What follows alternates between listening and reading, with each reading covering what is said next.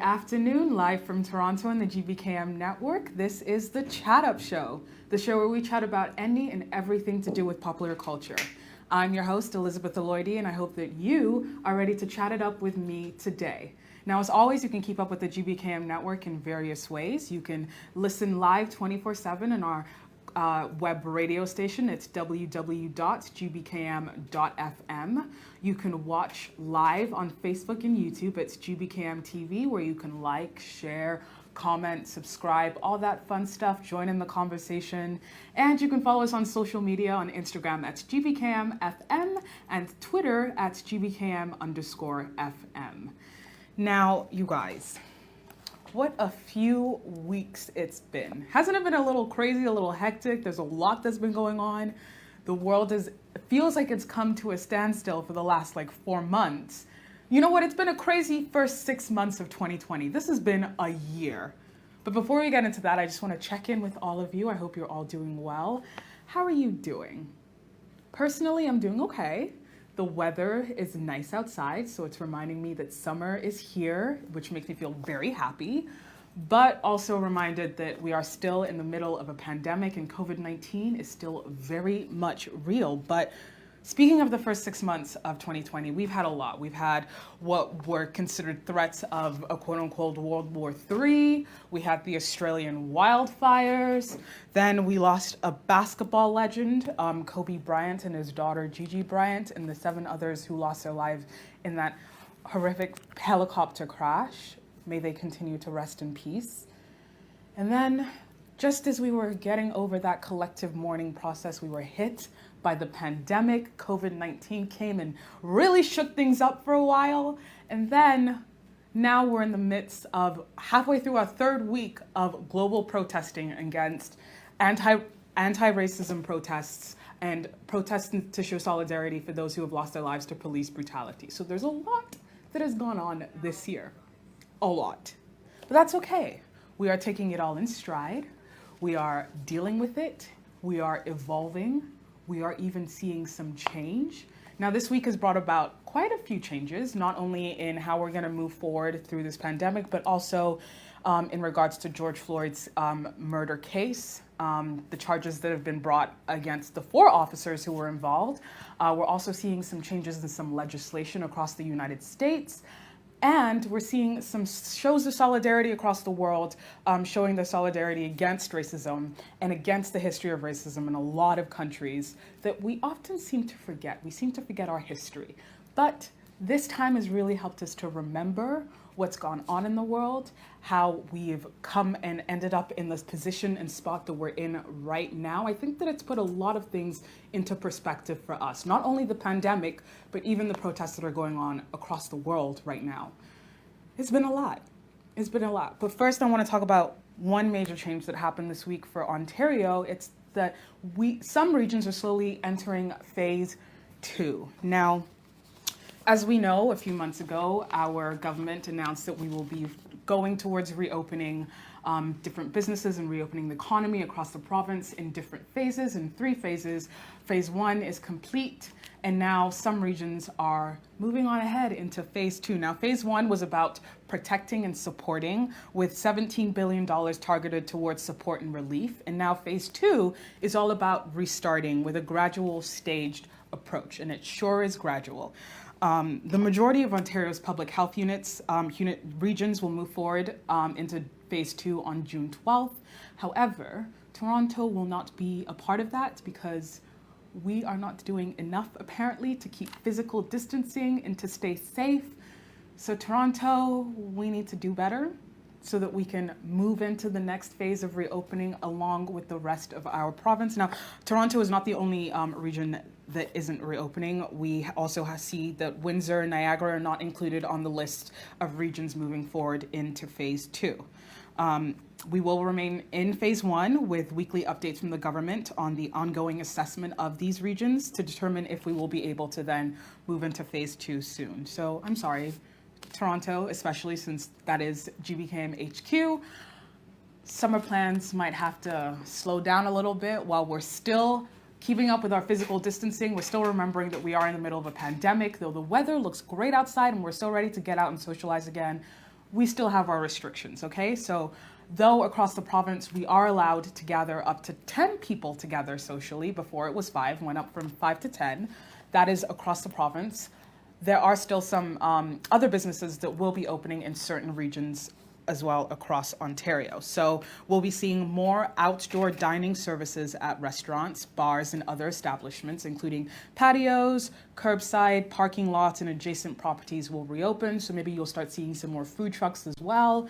We will also see a select tattoo parlors, barbershops, for those who have been crying about getting a lineup, a shape up, get your hair cut, going to the hair salon, getting a new tattoo, getting a new piercing. Some of these parlors and establishments will be opening in certain regions of Ontario. So if you were really, really looking to get your roots dyed in these areas, you are in luck. You will be able to, as of June 12th. Again, Toronto, hang on in there. Sorry, this isn't for us. We're gonna have to sit this one out for a little bit. Also, we'll be seeing some day spas, beauty shops opening up, of course, still with some public health and safety measures in place. Though they are reopening, the restrictions will include no services like facials or anything to do with the face, really, makeup, face wax, threading, getting your eyebrows tinted, all of that. You're still going to need to wait a little bit more to get that done in your salons. Saunas, steam rooms, bathhouses also remain closed, just because keeping things clean between uses it might be a little bit difficult at this time. So those aren't really reopening. Those services aren't really reopening, but for the most part, getting your hair cut, doing that, getting your hair done, you will slowly be able to start doing that in certain areas across Ontario. Shopping malls are also set to reopen, following, of course, existing rules, meaning curbside pickup, online pickup, that kind of stuff. So maybe not really going into the mall to shop like you used to. Instead, you'll just be going in to pick up whatever you can if there's a curbside entrance. If not, chances are you're probably just gonna be visiting the mall to hang out on the outdoor patio of your favorite restaurant or bar. Also, tour guides and services will also be slowly opening up, such as bikes and walking, bus and boat tours, I guess for when we slowly start letting tourists come back in, slowly, that we're not sure that's happening just yet, but slowly, which is hopefully the projection for the future. These services will be up and running and able to accommodate for that. Also, allowing for tasting tours at wineries. So if you're trying to go get your wine on at a winery this summer, some of them will be opening across Ontario. Breweries and distilleries, the same. Water recreational facilities such as outdoor splash pads, wading pools, and all swimming pools. Some of them will remain closed, obviously for health concerns, but some may reopen across the province. Beach access and additional camping in Ontario parks are slowly starting to open up. I think that we're seeing that summer is coming quicker than we expected. Honestly, I thought we were going to have a little bit more of the gloomy weather, but we're noticing that it's getting warmer quickly and people wanting to be outside more and doing their usual summer activities. But we still have to remember that there are some health regulations in place, and you also have to take care of your own personal health, regardless of what's going on as well. Just making sure that you're keeping yourself safe can almost guarantee that you're keeping everyone else around you safe.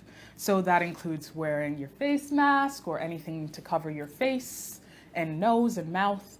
Not your whole face, obviously, you gotta see, but face mask, washing your hands, physical distancing, at least 2 meters, at least 6 feet, at least. Hand sanitizer on deck, all of that. None of that's going away soon. So that's some stuff that we're going to have to keep implementing and keeping up. It's part of the regimen now anyway. I mean, you can't leave your house without your mask, can't leave the house without hand sanitizer. We're used to it. I mean, we're like 3-4 months into this now. We're getting used to it. It's becoming our new normal. Also available are some drive-in and drive-through venues for theaters, for small concerts, and for animal attractions. Actually, in Toronto, a few weekends ago, the Toronto Zoo opened up their drive-through safari experience. So if you are in Toronto and you're like, I want to do something that's out of the house, but not really out of the house because you're still going to be in your car through the whole route, but that is an option as well, to go visit the zoo and visit the drive-through safari where you can drive through and see the different exhibits and see all the different animals. That's a fun experience. It's new. This is the new world we're living in.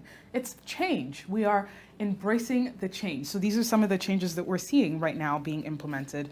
Also, film and television production activities, obviously limited because of physical distancing. They will also be allowed to slowly start to resume, ensuring that everyone is keeping a safe distance from one another.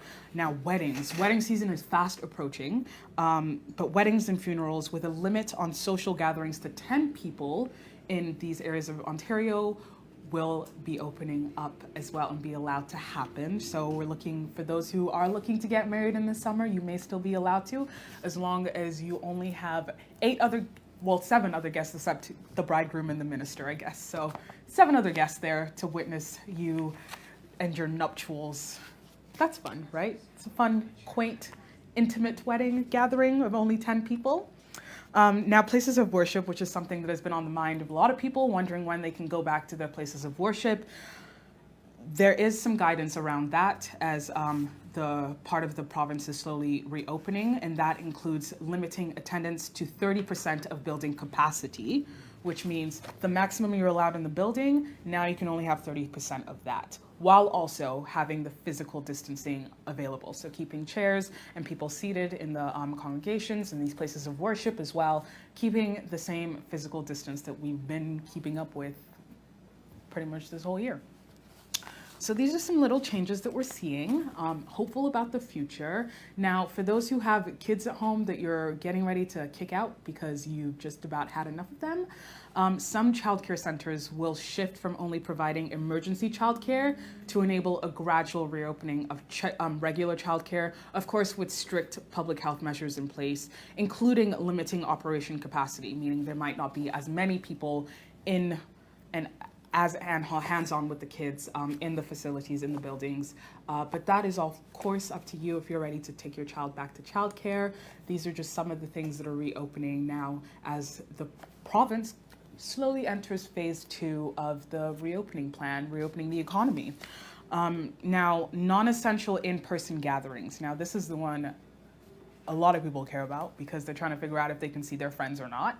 Now, so non-essential in-person gatherings continue to be strongly discouraged. So what that means is the government is telling you, please don't, but if you have to, small outdoor events will be permitted with this new reopening plan. So events like cultural celebrations, animal shows, fundraisers, in line with gathering size restrictions. You know, we can only have 10 people now for social gatherings. So the rules for that is if you do plan to have a small gathering like that, the organizers will need to have measures in place to allow for proper physical distancing in the event space and while waiting to enter. So if you are planning an event in a space, you need to ensure that while within the space, people have enough room to practice proper physical distancing, and it's also in line with the regulations of how many people you can have in the space, and also while people are waiting to enter the space, like when we're lining up for the grocery store, probably still have to line up to get into these small gathering spaces, just to ensure everyone is staying safe and it's a safe environment inside the event space in general. So, the event organizers are also encouraged to enforce one-way traffic, so only going through one way and going out another, and marked lineup area and timed entry and length of stay to allow for more rotation with the small gathering size. So you're on a timer, essentially, if you go out to some of these events that might start taking place once these gatherings are permitted. So yeah, so that's where we are right now. Of course, we won't be seeing the large outdoor events like concerts, large festivals. I shed a tear because I am an avid concert goer. I will say that, to tell you the truth. I miss going to concerts, not gonna lie, but we're gonna have to hold on just a little bit longer as those are still yet not even in the picture. We're not even thinking about those just now. Right now it's on the smaller scale of things. We're going on the smaller side, trying to figure out how we can slowly ease back into society, keeping things as regular, as normal as possible. Sorry, I didn't want to use the word normal because what does that even mean anymore? But going back to regular scheduled business as much as we can post-pandemic. Now, Premier Doug Ford does say that entering stage 2 means that parts of the province will see more people back on the job and an opportunity to get back together with friends and family. And although this is extremely encouraging, he urges everyone to exercise caution and continue to follow public health advice as we are not out of the woods yet, okay? So though this is very hopeful, we're excited, we're like, yes, more things are opening up, we can do more things now, we don't have to be cooped up in the house 24/7. Our government's still telling us that we should slow our roll a little bit and remember that we're not completely cleared of this pandemic. We're still kind of in the middle of it. Not all areas of the province are in the same space, which is why not everywhere is reopening at the same rate. We're still waiting and seeing how things go, seeing how this phase 2 works out for certain places, maybe see how we can readjust in the future. But for now, just remember, COVID did not go anywhere. It's still very real. It's still very there. We are still seeing new cases. It's not that we're not seeing any new cases. We still are seeing new cases. In fact, Ontario reported 243 new COVID cases as of Monday and 24 more deaths. And that brings the province to a total of 30,860 cases, which is honestly only 0.8% increase from the previous day, which is the lowest growth rate since early March. Last time we reported these numbers, I had said that we'd seen about a 1% increase, which was low then, but now we're seeing 0.8%, which is lower.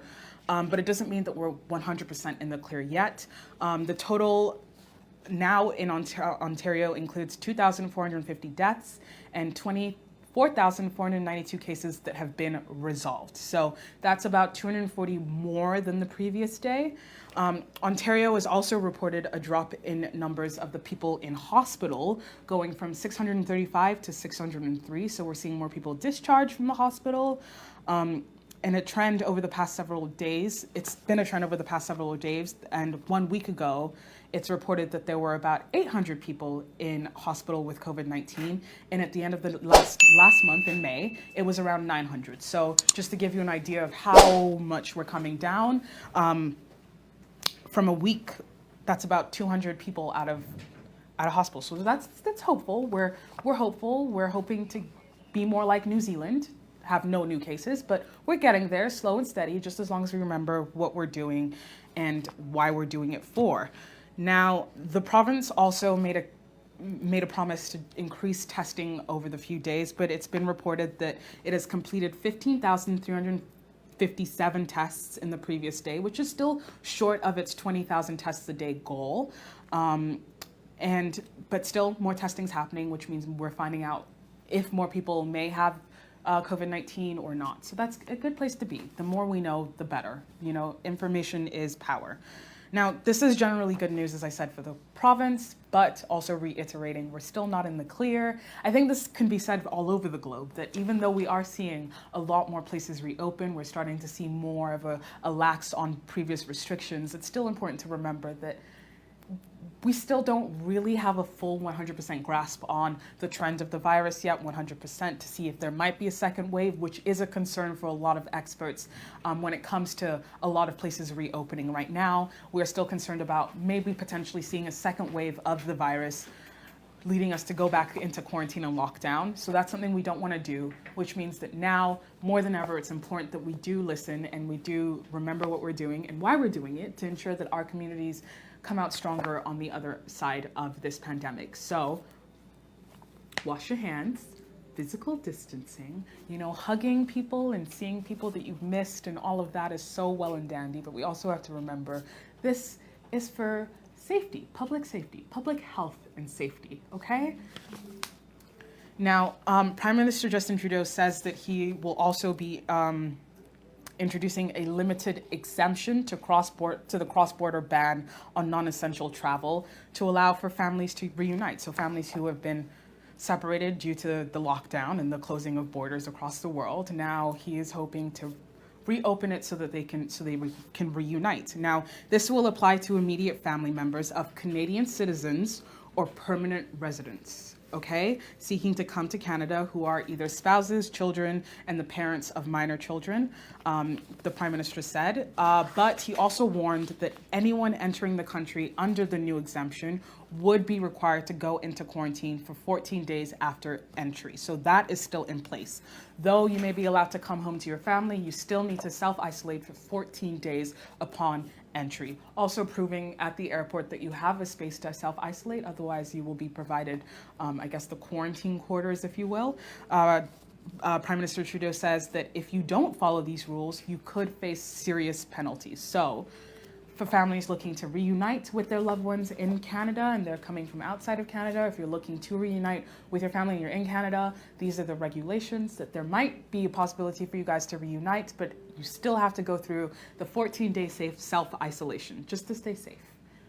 Okay, so those are some changes that's going on in our province, but I do want to talk about what's going on worldwide just to give it a little bit more perspective, because we're seeing a lot that's going on in the news. You know, it seems like everybody's out in the streets protesting, but we still know that there is a pandemic going on.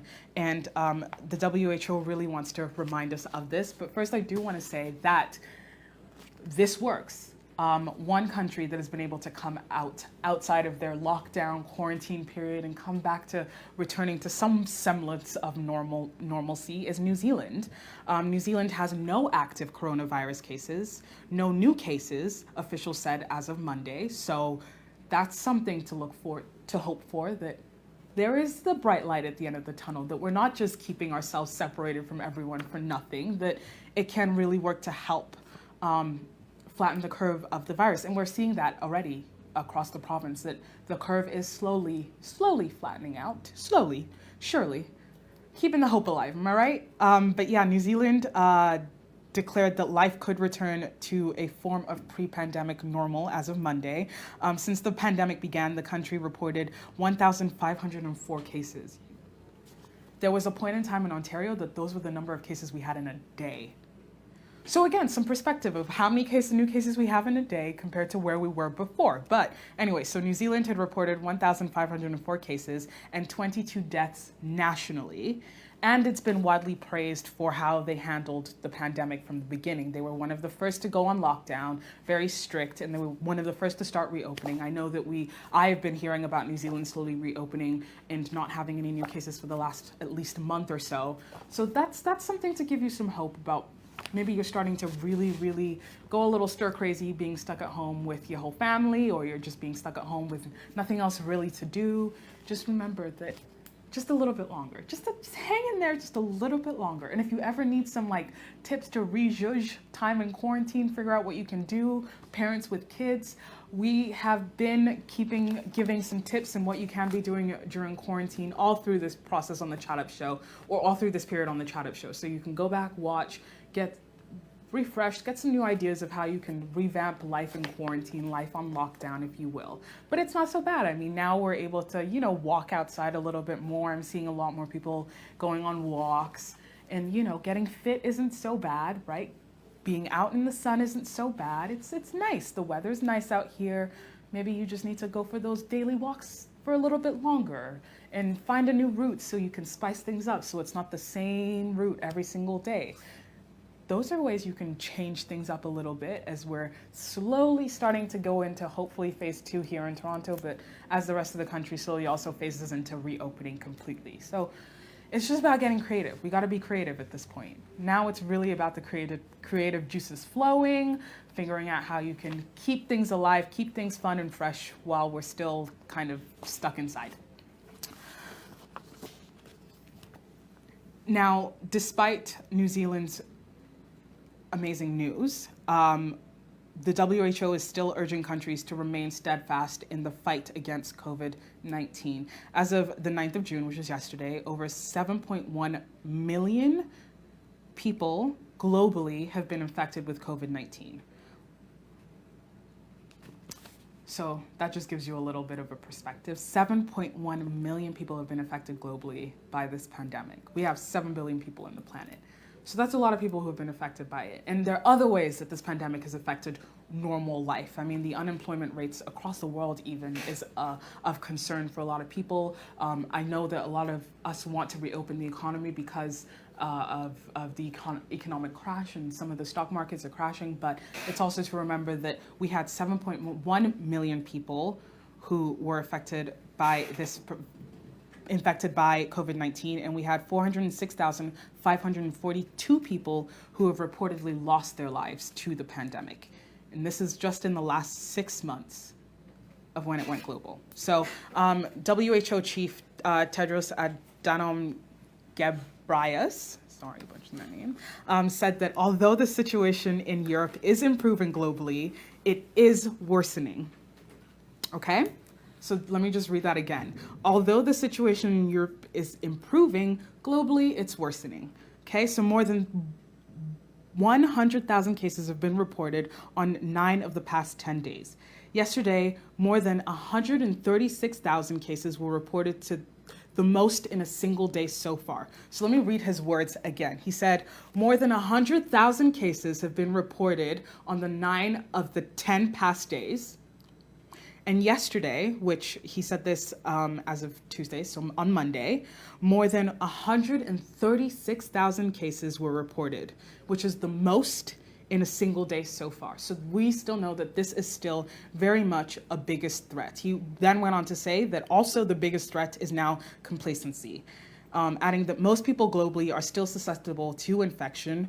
More than 6 months into this pandemic, this is not the time for any country to take its foot off the pedal. He basically said, keep going, keep fighting. This is not the time that we can start relaxing too much, thinking that it's just disappeared, because we're seeing other countries start to reopen. So maybe it's going to have that domino effect where other countries think that they're in a position to reopen. It's important to take it case by case, country by country, see what's going region by region, if you will, as Ontario's doing, just to see which areas still need a little bit more time to kind of figure things out.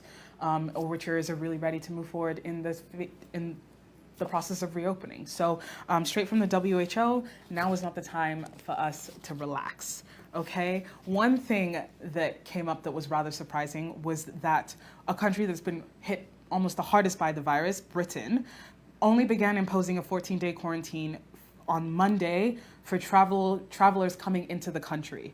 So as of Monday now, they have imposed the 14-day quarantine period for travelers coming back into the UK. Now, this is coming months after so many countries worldwide had already implemented those measures of control to stop the spread of coronavirus. And a lot of critics are saying that this is a little too late, and they worry about how this might even have positive impact or even be helpful in any way, as it's so late now in the game. I mean, it's getting up to 4 months that we've been in this on this side of the globe, and in Britain as well, that since lockdown has been enforced heavily. So it's a little strange that now they've imposed that. But that's what's happening across the globe. But also in the US, it's also amongst the list of some of the hardest hit by the virus. New York specifically, which was one of the most impacted cities in America, is planning to reopen slowly. Now, after about 80 days of a stay-at-home order and one of the highest global death tolls, that New York City is hoping to reopen. But despite this semblance of returning to normal and returning to what we thought life was before, things really have changed. I mean, the way we're conducting business, a lot of people are probably going to continue working from home. A lot of companies are probably going to have more work from home days, that kind of stuff. A lot of business has gone online. Things have changed. It's not really stayed the same. Unemployment, of course, is a major issue and has been a major issue since the beginning of the pandemic. It's impacted a lot of people. It's disproportionately impacted, of course, the Black community in America, which is why a lot of people are also protesting right now.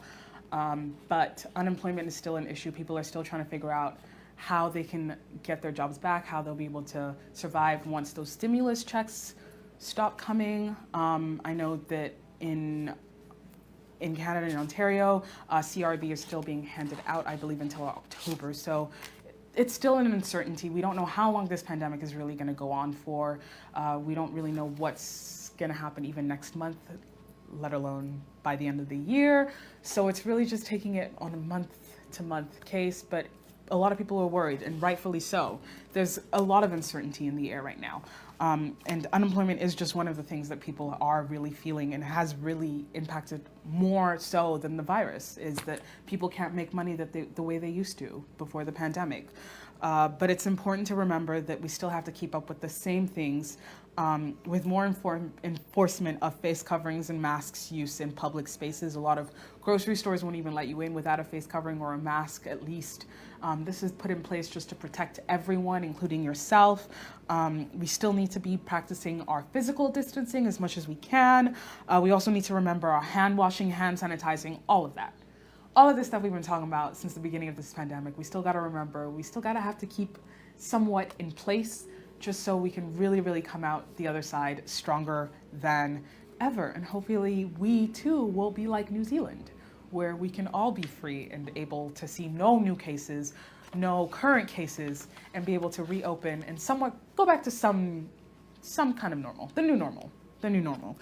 Now, with that, we're gonna go on a quick break, but once we are back, we're gonna be talking about a different kind of change, and that's the change that comes when protesting goes global. So stay tuned, we'll be back from our commercial break. As the world fights this coronavirus, we are standing together as a family. My name is Kelly. I'm a fan of GBKM. My name is Pastor Clement Omonsane. I'm Medea, your red carpet host. I am your host, Ellen Roxon, for the show Talk That Talk here on GBKM FM. I'm a mother and a teacher. I stand with everyone at this time. Hi, my name is OJ Ebobo, co-host of the King's Domain. Hi, I'm Elizabeth Lloydie, the host of the Chat Up Show on GBKM. My name is Kenny Bazwai, President and CEO, GBKM FM and TV. We stand with all the community affected by this pandemic. Welcome back to the Chat Up Show. I'm your host, Elizabeth Lloydie, and I've been chatting it up with you today. We've been talking about how we're going to be seeing some changes in terms of our new normal in the midst of the pandemic as parts of Ontario start to go into phase 2 of the reopening plan. We're going to start seeing some more business opening up. And we're just overall seeing changes in how we're conducting everyday life now anyway, as we have been for the last 4 months. But one change I do want to talk about is the protests that's been happening for the last 3 weeks. We're halfway through the 3rd week of protesting, global protesting of police brutality and anti-racism. And honestly, I'm in awe. I saw a video of Los Angeles the other day, and just to see how many people came together to say enough is enough, we're fighting for justice, and our terms will be met and you will hear us. I was shook a little bit. So many people coming together to fight for the same cause. I mean, it's 2020, you'd hope we don't have to fight for these causes anymore, fighting for justice, but alas, here we are. Now, last week we went through the chronological order of events to kind of give a framework and an idea of how we got to this point, how we got to these global protests, how we ended up seeing a lot of rioting and looting, a lot of burnings, and also over the last few weeks seeing even more videos of police brutality as well. But one thing that has kept the hope alive in me and in others, I'm sure too, is that these protests have seemed to bring about some change. Not only to do with George Floyd's case, but overall in America and even in some parts of Europe, some changes are being implemented just to show some solidarity, to fight for justice, and to also fix a system that for a while we can admit has been broken and was built for inequality, if you will. Now, one major change is to do with George Floyd's case, and that is all 4 of the officers that were on scene, if you will, were charged and arrested. Now, also, Derek Chauvin, who was the man who had his knee on George Floyd's neck, his charges have also been raised, which was something that a lot of protesters were calling for. A lot of people were protesting, writing emails, sending emails to the police department, to the state prosecutor's office, to state government, to city council, signing petitions.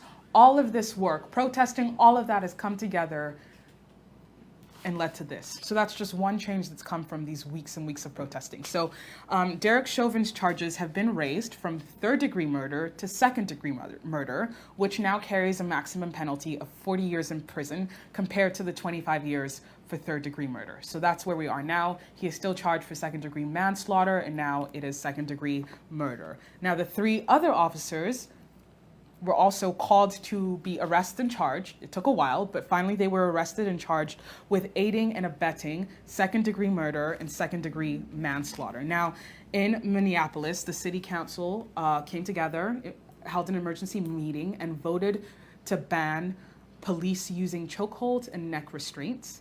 The vote also adjusted police protocols, requiring officers to intervene and make a report if they witness excessive use of force or face severe disciplinary measures if they fail to do so. So that is basically calling for cops to really keep each other accountable while you're on scene, while you're doing your job. Hold each other to a higher regard than they were doing before, and make sure that those who aren't doing the job that they set out to do face the correct consequences for their actions. This is something that we haven't seen a lot, is that we've seen a lot of times when a police officer does something bad, other cops try to put out a statement quickly to kind of cover it up and like make it seem nicer, sugarcoat it, if you will. We saw that earlier when there was a video of a 75-year-old man who was pushed by police in Buffalo. And in the original police report, it said that he had tripped on his own. But when a video came out of the incident, it showed that police officers had come in contact with the man, some pushed him using his baton. The man had fallen over and was bleeding from his ear, and police officers were just standing around, not really helping the old man as he bled on the sidewalk. So that's just an example of what's going on currently, like right now, like last week, current. But yeah, so we see these changes happen in this, Minneapolis with city council banning the use of chokeholds and neck restraints. So that's some change that's happening. Also urging police officers to hold each other accountable. Now, other places like Dallas, New Jersey, and even Maryland are also reviewing officers' use of force guidelines and reforming or adding duty to intervene protocols. So similar to Minneapolis, where cops will be able to intervene and essentially call out their colleagues for not doing the right thing. In the fight for justice for Brianna Taylor now, last week, Louisville Metro Council Safety Committee voted to approve Brianna's law. Now, this law is a proposed legislation that would regulate no-knock warrants. It would require officers to complete a detailed warrant application that must be signed off by the chief of police and other high-ranking officers with the Louisville Metro Police Department. Why this is significant is because plainclothes detectives were able to enter Brianna Taylor's home and shot her 8 times with the no-knock warrant rule, so they didn't need to essentially get any sign off on it. They were able to just go in saying that they had a warrant to search the premises for illegal drugs, and that's how Brianna Taylor lost her life. So this new law would require police officers to get the sign off needed before they are able to enter anyone's home, essentially. Now, no-knock warrants with this new law as well, no-knock warrants could only be sought in cases involving a threat of harm or death to officers and civilians. In this case, they had used it to go check for illegal drugs, but now it's been altered in a way to make sure that it's only being used in cases involving a threat of harm or death to officers and civilians. And the proposed law would also require officers to use body cameras while they are, I guess, going through with their no-knock warrants. So these are just some changes regarding the deaths that have happened recently at the hands of the police, and a lot of the reason people are protesting. Change is coming. So this is what's changed. It's slowly implementing some new laws and regulation in place to hold the necessary parties accountable for their actions, to ensure that really citizens are being protected and served, and just to ensure that people are doing their job correctly and will face the necessary consequences if they aren't. That's essentially what a lot of people have been asking for. It's what a lot of people have been protesting for so long, is that hold the necessary parties accountable for their actions. So we're seeing some of these changes. Now, on a bigger scale, Democrats have proposed a complete overhaul of police oversight and procedures as of Monday, and a potentially far-reaching, let me say this again. It's been reported that it's a potentially far-reaching legislative response to the mass protests denouncing the deaths of Black Americans at the hands of law enforcement. Now, what this proposal was, unveiled the package. Before unveiling the package, House and Senate Democrats held a moment of silence at the Capitol's Emancipation Hall, reading the names of George Floyd and others killed during police interactions, where they also knelt for 8 minutes and 46 seconds, which was the length of time Derek Chauvin had his knee on George Floyd's neck, restricting his airway. All doing this while wearing kente cloth. Now, this in itself, symbolism, it is an image that will be forever ingrained in our minds. It is, as some may consider it, a pivotal point in history. But a lot of people couldn't get over the fact that they're wearing the kente cloth, which has origins from Ghana. A lot of people on social media felt some way about it and felt that it was too performative, it was too much of a show, it was taking away from what really needed to happen and was to put the bill through to allow for the necessary changes to happen. People are feeling that they don't need these performative acts. I mean, we're seeing police officers as well across the country in the United States kneeling in solidarity. Meanwhile, we're still seeing the same videos of police brutality at the protests as well against peaceful protesters. So a lot of people are feeling like we don't want to see the performance, we want to see action. Now is the time for action. What are we going to do? What are you going to do as the government to ensure we see the changes that we need so that everyone has the true freedom that is declared in the Constitution, essentially? Now, this specific piece of legislation seeks for police to reform in police accountability, again, holding those who are not doing their job the right way accountable. Also, police transparency through data, police training, and policies and justice for victims of lynching. Now, the proposed bill would grant power to the Department of Justice's Civil Rights Division to issue subpoenas to police departments to conduct pattern and practice investigations into discriminatory and unconstitutional police practices. Basically, having someone in place who can call them out for whatever nonsense. Additionally, it would provide grants to state attorney generals to create an independent process to investigate misconduct or excessive use of force by the police. So instead of it all being internal affairs, being internal within the police departments, conducting these investigations, having some funds set in place to allow for outside sources to investigate these claims. Some changes, y'all. Changes are happening. Now, these changes outlined under police transparency, including establishing a federal register of police misconduct complaints and whether disciplinary action was taken. So it's basically a registry saying, this is a police officer who has done so-and-so, and this is the action that has been taken against, or the consequences they've faced for those actions.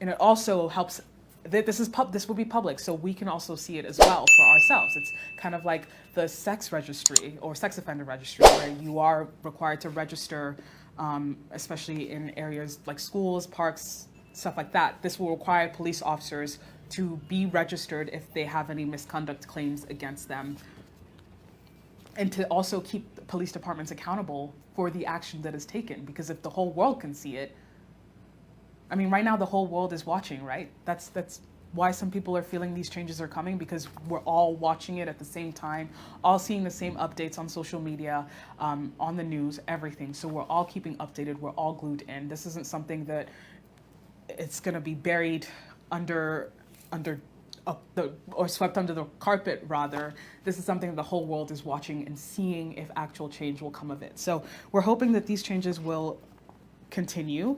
The bill would also require states to report incidents in which use of force was used, and to include the sex, race, ethnicity, and housing status of civilians targeted.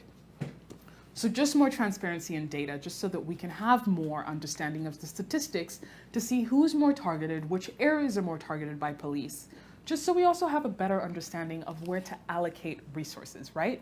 We know which communities need more help and which communities are lacking. The more we understand the police presence as well, how they are policing in those communities, we'll have a better understanding how to help those communities grow and flourish at the end of the day. So this is really just stuff being put in place to ensure that justice is served, there is equity, and to help our communities overall. That's what it is. We're very big here about community at GBKM, and it's important that we remember what we do does affect our community, which is why every week on the show, I remind you that in the middle of this pandemic, what we're doing is not just for us, but also our community at large. And so these changes is not just for George Floyd or Brianna Taylor. It's also seeking justice as well in some way for Tamir Rice, for Trayvon Martin, for all those who have lost their lives to police brutality. It's a step in the direction of justice and actual action for change. And that's how I see it at this point. Now, the bill will also ban a no-knock warrants for officers investigating drug cases, similar to the Brianna law, and it would also prohibit the use of chokehold and would require uniformed officers to wear body cameras and marked police vehicles to be equipped with dashboard cameras. So just revamping the police system, essentially. Now, the bill also calls for justice for victims of lynching, and it would make it a federal crime to conspire to violate existing hate crime laws. Okay, so let's just say that again, because I want us to remember we're in 2020, okay? So the bill also calls for justice for victims of lynching, so the Ahmaud Arbery's of the world, and would make it a federal crime in the United States to conspire to violate existing hate crimes, essentially making lynching a federal crime in 2020. In 2020. This wasn't a federal crime before. Changes coming, action for change, that's all we're about. Now, at a press conference unveiling the bill, House Speaker Nancy Pelosi said that the bill was a first step in targeting systemic racism in the US. It's the first step. We're not done yet. She also went on to say that police brutality is a heartbreaking reflection of an entrenched system of racial injustice in America. True justice can only be achieved with full comprehensive action. That is what we're doing today. This is a first step. There is more to come. So there you have it. There's more change, hopefully, to come regarding policing in America. Now, the bill, however, does not go as far as some activist groups and some human rights groups would like, including the Black Lives Matter and the ACLU. They have also called for funds to be diverted away from police towards social welfare programs. Now, if you have been spending all your time on social media, you might have heard about people calling to defund the police. Defunding the police is now a new call to action. And a lot of people don't really know what that means. We're not sure what it means. What does it mean to defund the police? And in some instances, people are asking to completely abolish and get rid of policing. So what does that mean? Because it sounds a little crazy. It sounds like, the police, yes, there's police brutality, but police are also there to, keep communities safe, as we think. Now, co-founder of the Black Lives Matter movement, Patrisse Cullors, said defunding the police means reallocating those funds to support people and services in marginalized communities. It means instead of funding a police department, those funds from the city's budgets is invested in communities, especially marginalized communities that are often over-policed. Now, Minneapolis officials have announced their intent to defund and disband the city's force altogether. Now, this is the first, I think it's the first I've ever heard of this, of a whole city saying we are going to disband the police department. Now,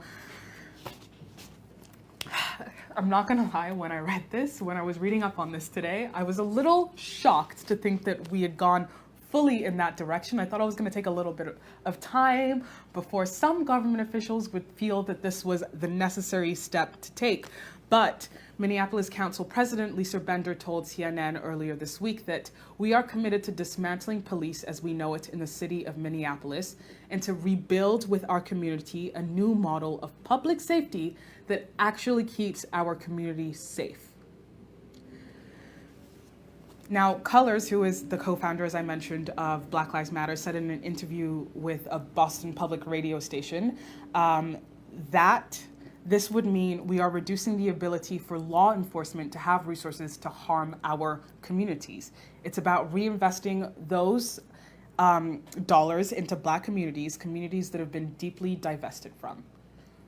So this is where their head's at. Now in Minneapolis, the thought of completely debanding the police came as a shock to a lot of us. The thought of even defunding the police is a little still like, people can't seem to wrap their heads around it. But basically what people are calling for is for less of the idea of policing, which can have some negative connotation, and instead putting money into systems that will actually help the community. So more into the mental health sectors, more for social work, more just for like community building. More funds to go towards community building and advocacy. Now, MPD 150, which is a community advocacy organization in Minneapolis, focuses on abolishing local police. Its work has been that's their main premise, is to abolish police, and its work has been spotlighted in recent days because that has been what a lot of people have been talking about, especially since the death of George Floyd. And the organization said that the people who respond to crises in our community should be the people who are best equipped to deal with those crises. Rather than strangers armed with guns, the organization says first responders should be mental health providers, social workers, victim advocates, and other community members in less visible roles. The organization also argues that law and order isn't abetted by law enforcement, but through education, jobs, and mental health services that low-income communities are often denied.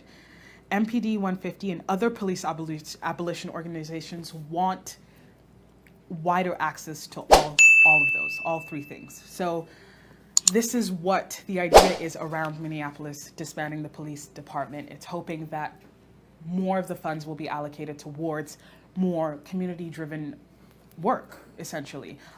Even the council president, Bender, said that most of the calls they found that most of the calls that they get on through 911 in Minneapolis have to do with mental health distress anyway. So having people who are trained in de-escalating those kind of situations might help more than having police officers who may not have the proper training to help doing that. Now, also more change across the United States is after Californians basically cried and said that this is a proposal that they're fighting for, defund the police. The Los Angeles Police Department budget was going to increase to $1.86 billion, but Los Angeles Mayor Eric Garcetti agreed to slash between $100 million to $150 million from the proposed funding. These are just small steps that the government is moving towards listening to the citizens and trying to make a change. So in California, we're also seeing changes regarding the police budget. The mayor is hoping to slash about $100 million to $150 million, which is a lot of money. But I mean, compared to the budget increase that they were looking at to a $1.86 billion, that is a lot of money, you know, but it's just the steps going towards actually listening to citizens, actually hearing what they're calling for, people signing these petitions, people protesting, people calling up, emailing all of their local officials, politicians, government, levels of government, all of that. This is what it has come to in the last 3 weeks. All of that has accumulated to these changes. So let's just let that sink in for a little bit. We have a city that is planning on disbanding the whole police department and looking to reorganize the structure of the city to ensure that the communities are staying safe and have the proper tools and resources to ensure that the communities are staying safe.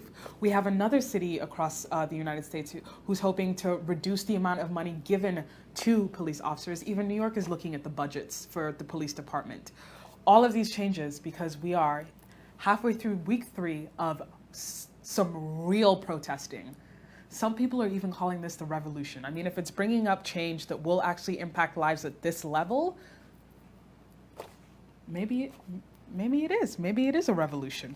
Now, a 2017 report published in the Nature Research Journal, which focused on several weeks in 2014 through 2015, when the New York Police Department was purposely pulled back on proactive policing. The study found that there were 2,100 fewer crime complaints during that time. Now, a lot of people are probably thinking, well, yeah, I mean, if the police isn't there, who are they calling? They can still call the police if the police isn't physically in the neighborhoods. But they found that not having as many police officers physically roaming around neighborhoods, there was a 2,100 fewer crime complaints during that time. So that just gives an idea of what over-policing looks like, and maybe easing back on that just a little bit more on what that looks like. Now, this is a study that was published in 2017 and took place in 2014 and 2015. So I'm sure if there are more studies that are taking place about what policing looks like in various areas, it will give a clearer view of those areas of what's going on and what needs to be changed and what needs to be amended in constitutions, in legislation, in bills, in laws and regulations, all of that. So just having these studies, and it's another reason why Democrats are proposing that more transparency from police regarding data of arrests of people that they're interacting with, just so information is power. The more you know, the more you can better understand how to fix the system. And that's why a lot of people are speaking out now, especially because if you don't know what's going on in the world around you, how can you fix it to make it a better place? Which is why people are protesting, which is why so many people have gathered in the streets during a pandemic to show that they are in solidarity with justice. Now, another change that came was that in Bristol, in the United Kingdom, a statue came down, and it was brought down after many, many years of citizens calling their local officials to take it down. Instead, now protesters decided that they will take matters into their own hands, went and pulled down the statue, rolled it through the streets of Bristol, and then dumped it in the harbor. Kind of like tea. It's like history repeating itself. Now, the reason this statue came down